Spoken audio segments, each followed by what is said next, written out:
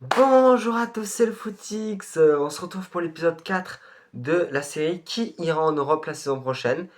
Et bah, l'épisode 4, on a fait la Ligue 1, la Serie A, la Première Ligue. Il reste la Liga. Ça sera le dernier épisode de cette série puisqu'il ne reste pas beaucoup de journées dans le championnat. Et sachant qu'en Allemagne, le championnat est quasi déjà fini, je préfère m'arrêter là. Alors, en Liga, il reste 7 journées. On est à la 31e et c'est pour l'instant le Barça qui est premier. Alors, déjà, si on va faire un petit point sur les contextes, il y a 4 places. Les 4 premières places sont qualificatives pour la Ligue des Champions. La 5e place est qualificative pour l'Europa League.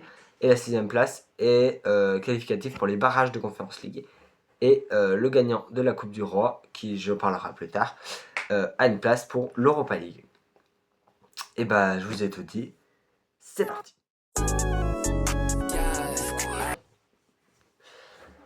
Alors, en première position, je mettrais le FC Barcelone. Alors, le FC Barcelone, bon, bah déjà qui a 9 points d'avance sur le deuxième qui est le Real Madrid. Donc 9 points d'avance, c'est quand même 3 victoires. Donc sachant qu'il reste 7 journées, ça me semble quand même assez abordable pour le Barça d'aller gagner la Liga 2 fois d'affilée. Le Barça s'est aussi fait éliminer de Ligue des Champions contre un de ses rivales, l'Atlético Madrid. Donc ce qui décharge un peu leur calendrier. D'ailleurs, en parlant de leur calendrier, si on le regarde, on a quand même 2-3 matchs où il faut faire attention. On a quand même l'Atlético Madrid, où ils ont perdu, donc on peut perdre des points. Le Real Madrid, évidemment, le Classico, le vrai. Le Real Betis, attention, qui a une très bonne équipe avec Anthony et tout. Et Celta Vigo aussi, qui est 6ème et qui joue les places européennes aussi. Donc 4 gros matchs pour le Barça, et après, ça devrait aller. Si on regarde un peu statistiquement leurs joueurs, bah on a évidemment Lamine Yamal qui cette saison, rien qu'en Liga, est exceptionnel. Et déjà 11 passes décisives et 15 buts, ce qui est quand même un excellent ratio.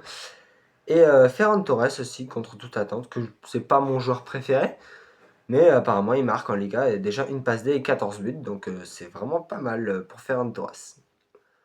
En deuxième position, je verrais bien le Real Madrid.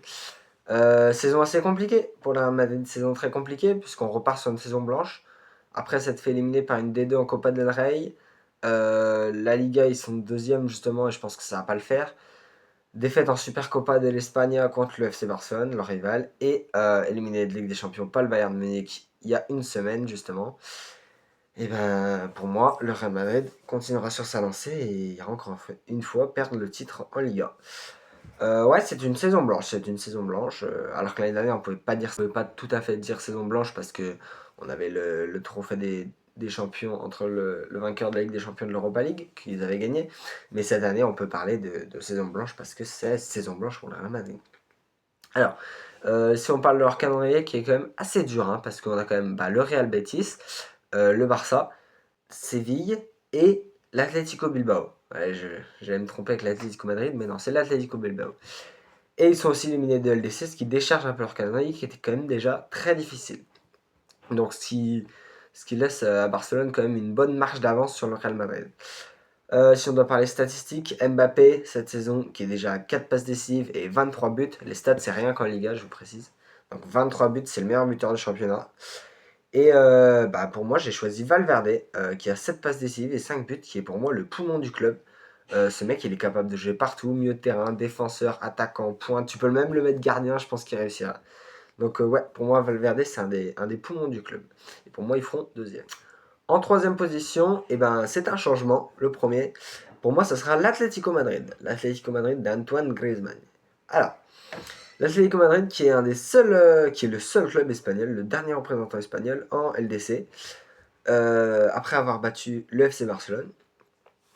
Si on doit parler de leur calendrier, qui est quand même assez difficile, parce qu'on a 2 matchs de Ligue des Champions du coup contre Arsenal, on a un match contre l'Atlético Bilbao, qui est assez dur, et un match contre Villarreal, qui est au-dessus de l'Atlético, donc ça va être assez dur pour eux, le calendrier de cette fin de saison.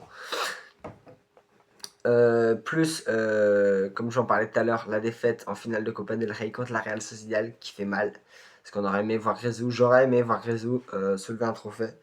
Donc ouais, ça fait pas tout à fait plaisir, mais bon, c'est le football, hein, on peut pas toujours gagner malheureusement.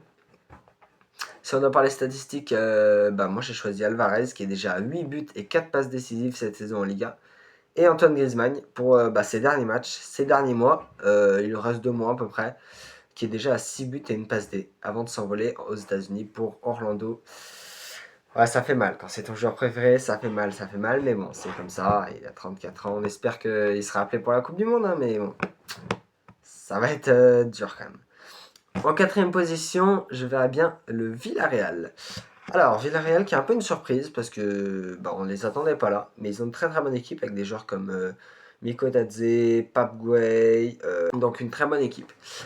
Si on regarde leur calendrier, il est moyen, je dirais, parce qu'on a quand même un match contre le Celta Vigo, un match contre Séville et un match contre l'Atlético Madrid.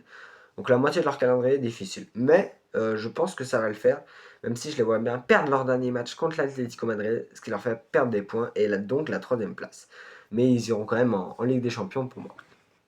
Si on va parler statistiques, on a le retour de Pape Gueye cette saison qui est excellent, qui est déjà à 2 buts, 4 passes D, mais dans le jeu, il est très très très bon.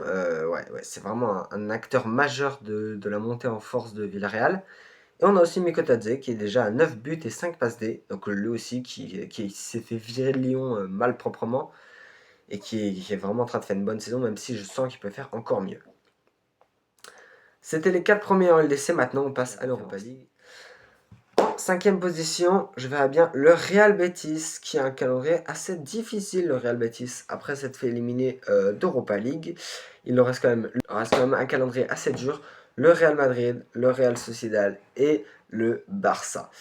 Ouais, 3 gros matchs quand même qui font mal, qui sont durs. Mais après, avec donc un calendrier qui est assez chargé pour le Real Betis. Si on doit parler un peu de statistiques, on a Anthony cette saison qui est déjà à 5 passes D, 7 buts. Très très bon Anthony depuis qu'il est parti de Manchester. En fait on sent qu'il est fait pour ce pays, dribbleur incarné. Il sait tout faire avec ses pieds, le magicien, le magico. Et puis alors je vais avoir du mal à prononcer son nom, mais El Zaouli, l'Algérien, il me semble, oui, qui est déjà à 5 passes D et 6 buts, qui est très très bon dans le jeu cette saison. Je vous mets son nom ici, juste ici si vous voulez, parce que j'ai eu du mal à prononcer. Mais ouais, c'est aussi des acteurs majeurs de Betis cette saison. Et en sixième et dernière place qualificative pour le barrage de Conference League, ça passera pour moi Celta Vigo. Celta Vigo qui a un calendrier assez très difficile même, je dirais très très difficile, parce qu'on a quand même le Barça, Villarreal, l'Atlético Madrid, Bilbao et Séville. 5 gros clubs qui tous les 4 vont tenter de battre Celta Vigo, Et attention parce que derrière on a le Real Sociedad qui a 2 points de Celta Vigo, donc pour eux il faut absolument pas trembler. Et ils ont une bonne équipe, je pense qu'ils peuvent, euh, ils peuvent aller loin. Ils peuvent aller loin. Celta Vigo qui est encore en course en Europe, ouais, donc ça fait un calendrier vraiment chargé, mais moi je les vois bien aller loin. Et je vois bien garder cette 6ème place dans la difficulté, mais je les vois bien garder un peu. Et si on peut parler statistiques, Iglesias, leur numéro 9, qui est déjà à 11 buts et 2 passes D cette saison, qui est très très bon, alors qu'il a 33 ans tout de même, donc c'est très bon. Et je vous avais promis un petit débat sur la Copa del Rey. C'est la Real Sociedad qui s'est imposée au tir au but après prolongation contre l'Atlético Madrid, malheureusement pour Grezzo.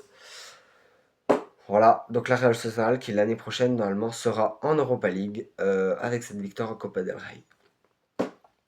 C'était le Footix. N'hésitez pas à vous abonner, à commenter, à activer la cloche de notification si ce n'est pas déjà fait. J'ai créé une nouvelle chaîne YouTube, le Footix Short. N'hésitez pas à aller vous abonner, ça régale au maximum. C'était le Footix. Ciao, ciao!